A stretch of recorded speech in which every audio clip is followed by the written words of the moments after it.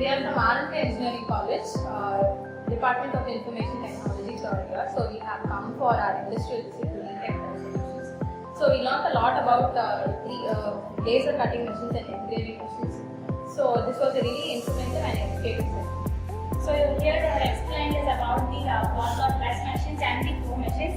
So how the light is being passed and how the engraving techniques are being followed are being taught here in this section. And it was really useful and informative for us.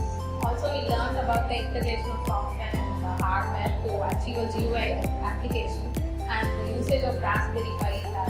Next one is about the microcontroller and the microprocessors. Do dual purposes like engraving and laser cutting. Also, it can cut multiple materials like non-metallic materials, and the processing to extend the shape.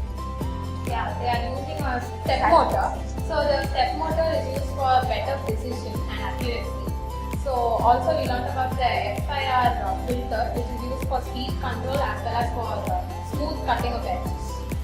So yeah, it was a really informative session, and thanks to Retech for making this session interactive and Thank you. interesting.